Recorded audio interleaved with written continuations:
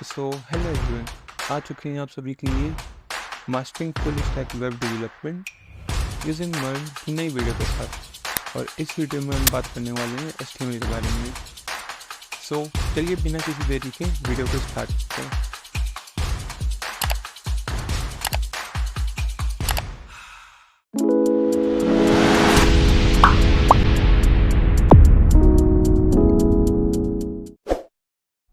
सबसे पहले हम ये समझने की कोशिश करते हैं कि HTML क्या है। बेसिकली इसको हम डिफाइन कर सकते हैं कि HTML is hyper text markup language. What do you mean by this? यहाँ पे जो हाइपर टेक्स्ट का मतलब होता है, इसका मतलब होता है कनेक्टिंग व्हाट? वेबसाइट्स और वेब पेजेस।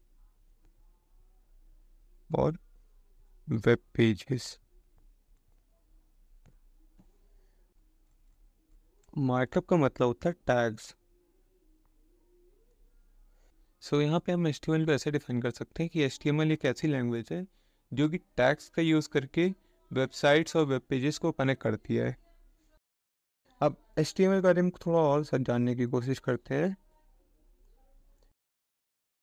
HTML क्या है? बिल्डिंग ब्लॉक है।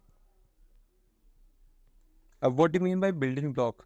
जैसे कि कोई भी घर होगा, ठीक है, ये उसका दरवाजा हो गया। अब इस घर को बनाने से पहले मिस्त्री क्या करता है? इसकी एक नींव बनाता है, ठीक है, इसकी नींव बनाता है जिसपे ये पूरा घर स्टैंड करता है। इसकी नींव बनाएगा, कहीं बीम दे देगा, कहीं पिलर दे देगा। हम इससे ये समझ सकते हैं कि HTML क्या है? किसी वेबसाइट का बिल्डिंग ब्लॉक है। और बिल्डिंग ब्लॉक करता क्या है? उसका एक स्ट्रक्चर फॉर्म करता है। उसका कैसा स्ट्रक्चर हो, कैसा ढांचा होगा, ये HTML बताता है। HTML ये भी बताता है कि उस वेबसाइट में क्या क्या कंटेंट होंगे।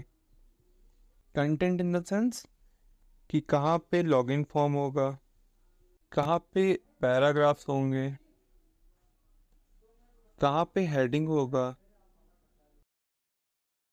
ये सारी चीज़ें कौन बताता है? HTML बताता है। HTML बताता है केवल, ठीक है। हमने ये समझा कि HTML क्या है? एक बिल्डिंग ब्लॉक है, ठीक है। अब इसके बारे में एक चीज़ और है कि ये केस इनसेंसिटिव लैंग्वेज है। इसका मतलब क्या हुआ? अगर हम चाहे ऐसे लिखें चाहे ऐसे लिखें, दोनों का सिग्निफिकेंस, दोनों का मतलब एक ही होगा। अभी जैसा हम लोगों ने बात किया था कि HTML क्या है? एक मार्कअप लैंग्वेज है जिसमें मार्कअप का मतलब क्या होता है? टैग्स। अब आइए जानते हैं कि टैग्स होता क्या है एक्चुअली। तो टैग्स कुछ नहीं है, ये सेट ऑफ कीवर्ड्स हैं। कीवर्ड्स को आप ऐसे समझ सकते हैं कि अगर कोई भी प्रोग्रामिंग लैंग्वेजेस को आप यूज़ करते हैं तो उसमें कुछ प्री डिफाइंड वर्ड्स होते हैं, ठीक है, जिसकी एक सिग्निफिकेंस होती है, जिसका एक मीनिंग होता है उस लैंग्वेज में। उस वर्ड को हम कीवर्ड बोलते हैं। सेम इसी प्रकार से HTML में भी कुछ कीवर्ड्स होते हैं जो कि डिफाइन करते हैं कि हमारा जो ब्राउज़र है वो कंटेंट को डिस्प्ले और फॉर्मेट कैसे करेगा। ये टैग्स ही बताते हैं कि जो कंटेंट हमारे HTML पेज में है वो कैसे डिस्प्ले किए जाएंगे और किस बेसिस पे उसकी फॉर्मेटिंग होगी। अब जैसे कि हमने पढ़ा टैग्स के बारे में, आइए अब बात करते हैं कि टैग्स कितने टाइप के होते हैं। तो बेसिकली टैग्स हमारे दो टाइप के होते हैं। एक होता है पेयर्ड, एक होता है अनपेयर्ड। इसको हम सेल्फ क्लोजिंग टैग भी कहते हैं। तो आइए समझते कि ये एक्चुअली में होते क्या है। जैसे कि पेयर्ड टैग क्या होते हैं, इसमें क्या होता है कि अगर कोई भी चीज़ की स्टार्टिंग होगी तो उसका एंड होना मस्ट है। अब यहाँ पे कोई भी चीज़ क्या है? वो रिप्रेजेंट कर रहा है टैग्स को। तो इसका मतलब ये समझ सकते हैं कि अगर कोई भी टैग स्टार्ट हो रहा है, कुछ एंडिंग पॉइंट भी डिफाइंड होना चाहिए। लेकिन सेल्फ क्लोजिंग टैग क्या होते हैं कि जिसमें स्टार्टिंग से मतलब होता है, उसकी एंडिंग रिक्वायर्ड नहीं होती है, एंडिंग रिक्वायर्ड नहीं होती है। यहाँ पे जो टैग होगा, जो टैग हम यूज़ करेंगे, उसका केवल स्टार्टिंग पॉइंट ले चलेंगे, इसका कोई एंड पॉइंट ज़रूरी नहीं कि हम यूज़ करें। सो आइए समझते हैं कि HTML एलिमेंट क्या होता है। HTML एलिमेंट क्या होता है? HTML एलिमेंट कुछ नहीं है, ये बेसिकली बताता है एक स्ट्रक्चर को, एक फॉर्मेट को, जिसका यूज़ करके हम किसी भी HTML कोड को लिखते हैं। ठीक है, ये फॉर्मेटिंग कुछ इस प्रकार से होगी कि हम यहाँ पे कोई टैग लिखेंगे, फिर उसके बाद मेन कंटेंट लिखेंगे, फिर इसका क्लोजिंग टैग लिखेंगे। अब देखिए, मैंने यहाँ पे दो चीज़ें लिखी है, एक टैग ऐसे लिखा है, एक टैग ऐसे लिखा है। ठीक है, तो ये जो टैग होता है इसको हमेशा बोलते हैं स्टार्टिंग टैग, और ये जो होता है इसको हम बोलते हैं क्लोजिंग टैग। अब इसकी पहचान कैसे होगी कि कौन सा स्टार्टिंग टैग है, कौन सा क्लोजिंग टैग है? जो स्टार्टिंग टैग हो उसमें कोई ये नहीं होगा, कोई फॉरवर्ड स्लैश नहीं होगा, लेकिन जो क्लोजिंग टैग होगा उसमें फॉरवर्ड स्लैश प्रेजेंट रहता है। ठीक है, यहाँ देखिए कोई भी फॉरवर्ड स्लैश नहीं है, लेकिन यहाँ पे फॉरवर्ड स्लैश है। अब बात करते हैं किसी भी HTML फाइल के बेसिक स्ट्रक्चर की। सबसे पहले हम यहाँ पे एक टैग यूज़ करेंगे जिसका नाम है HTML। ठीक है, ये जैसे कि ये हम जानते हैं, अभी हमने पढ़ा कि ये एक स्टार्टिंग टैग है। ठीक है, इसके बाद हम यूज़ करेंगे हेड टैग को, फिर हम यूज़ करेंगे टाइटल टैग को, उसके अंदर कुछ टाइटल देंगे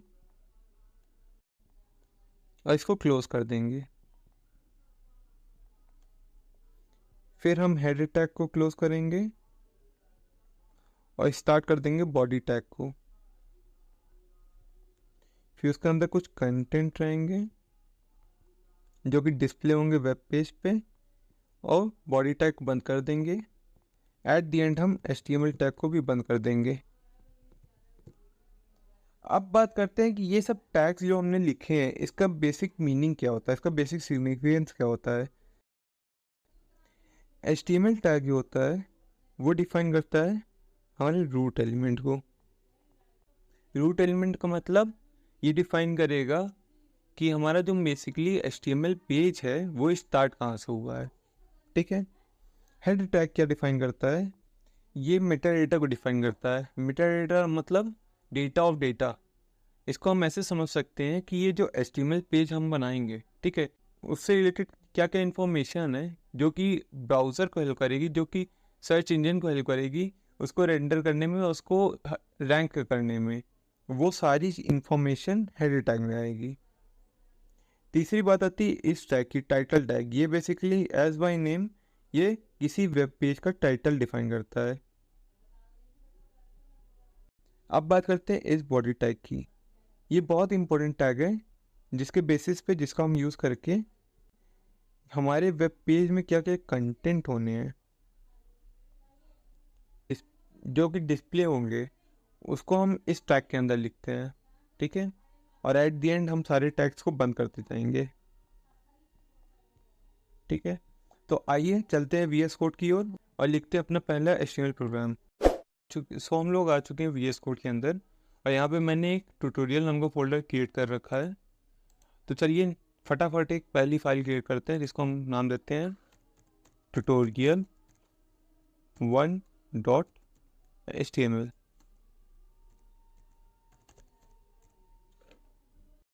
सो अगर हम कोई IDE को यूज़ कर रहे हैं तो उसके कुछ फीचर्स, कुछ फंक्शनैलिटीज़ को भी जानना बहुत ज़रूरी है।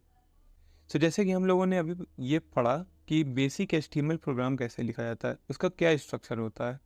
सो सेम स्ट्रक्चर को अगर हम फॉलो करना चाहते हैं ड्यूरिंग द कोड में, सो यहाँ पे VS कोड ने एक बॉयलर प्लेट नाम की फंक्शनैलिटी दी है, जिसके बेसिस पे जो भी रिपीटेड कोड होंगे, जो भी रिपीटेड कोड होते हैं, उसको ये ऑटोमेटिकली जनरेट कर देता है। अब अगर हम HTML का रिपीटेड कोड, जो कि बॉयलर प्लेट के नाम से जाना जाता है, उसको हम जनरेट करना चाहते हैं, तो यहाँ पे हम सिंपली एक्सक्लेमेशन मार्क देंगे और एंटर की प्रेस कर देंगे। तो यहाँ पे देखिए ऑटोमेटिकली ये कोड जनरेट हो गया। अब इसमें बहुत से ऐसे टैग्स हैं जो आपने नहीं पढ़े हैं, जैसे कि ये डॉक टाइप HTML, ये बताता है हमारा जो वेब पेज है वो HTML के 5th वर्जन को सपोर्ट करता है। ठीक है, अब आपने एक चीज़ नोटिस की होगी कि ये क्या है, ये चीज़ क्या है। ये बेसिकली कमेंट टैग है जिसका यूज़ करके हम किसी भी चीज़ को HTML डॉक्यूमेंट में कमेंट कर सकते हैं। जैसे कि हमने पढ़ा है डिफरेंट प्रोग्रामिंग लैंग्वेजेस में कमेंट के ऑप्शंस होते हैं। कमेंट करता क्या है कि हमारे प्रोग्राम को समझने में हेल्प करता है। जैसे कि हम अगर बात कर लें C या C++ की, तो उसमें ये डबल फॉरवर्ड स्लैश यूज़ करते हैं सिंगल लाइन कमेंट के लिए। अगर हम पाइथन की बात करें तो हैश यूज़ करते हैं। तो सेम HTML में हम ये यूज़ करते हैं।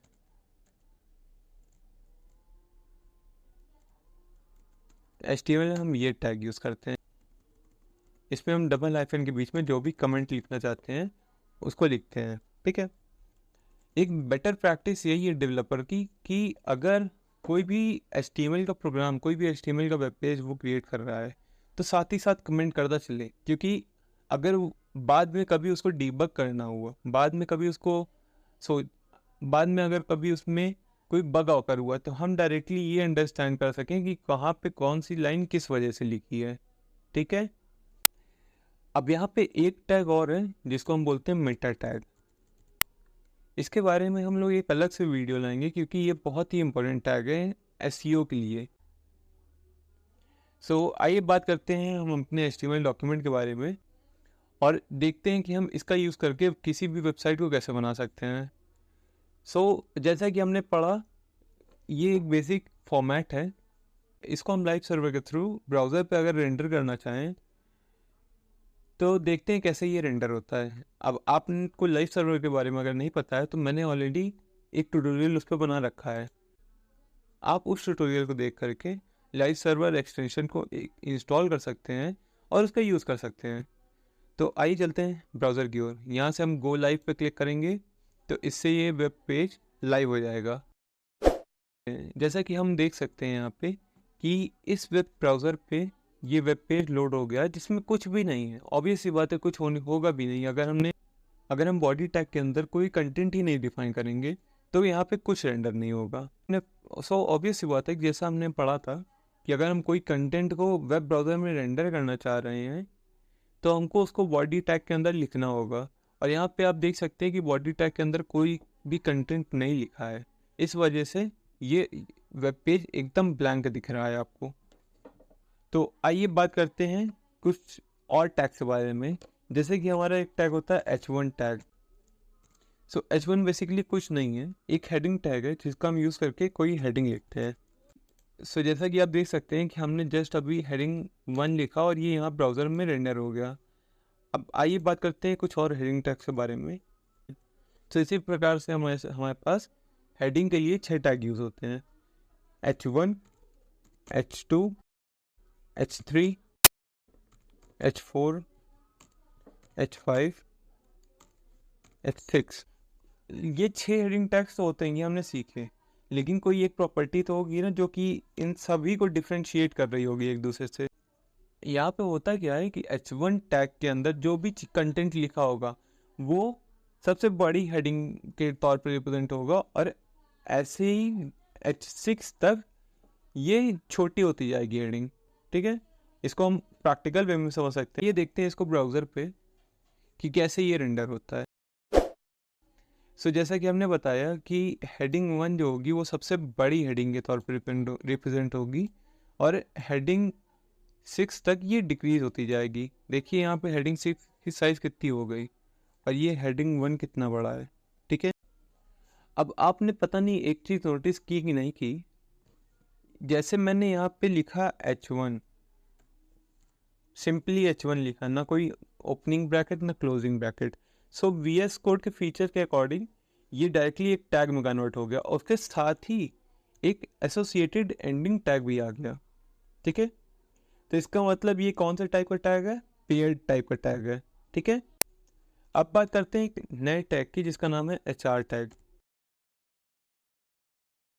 HR टैग एक सेल्फ क्लोजिंग टैग है। जैसा कि आप देख सकते हैं कि यहाँ पे कोई भी क्लोजिंग टैग जनरेट नहीं हुआ है। ये करता क्या है कि एक हॉरिजॉन्टल लाइन को ड्रॉ कर देता है over the view port. View port का मतलब जिस पे वेबसाइट रेंडर हो रही है। ठीक है, ये over the view port horizontal line draw कर देता है। आइए इसको हम देखते हैं प्रैक्टिकल तरीके से। तो यहाँ पे आप देख सकते हैं कि एक हॉरिजॉन्टल लाइन ड्रॉ हो चुकी है और ये काम HR टैग के बेसिस HR टैग का यूज़ करके ही हुआ है। ठीक है, एक और टैग है हमारे पास जिसका नाम है पैराग्राफ टैग। ये करता क्या है कि अगर हम कोई भी पैराग्राफ लिखना चाहते हैं तो उसको रिप्रेजेंट करता है ये टैग। अगर हम VS कोड को यूज़ कर रहे हैं तो VS कोड में एक एमेट एब्रिविएशन का यूज़ करके एक लॉरेम नाम का पैराग्राफ होता है। ठीक है, अब इस लॉरेम नाम के पैराग्राफ की लेंथ जो होती है वो हम इससे एसोसिएटेड कोई नंबर अगर देंगे तो वो बताता है।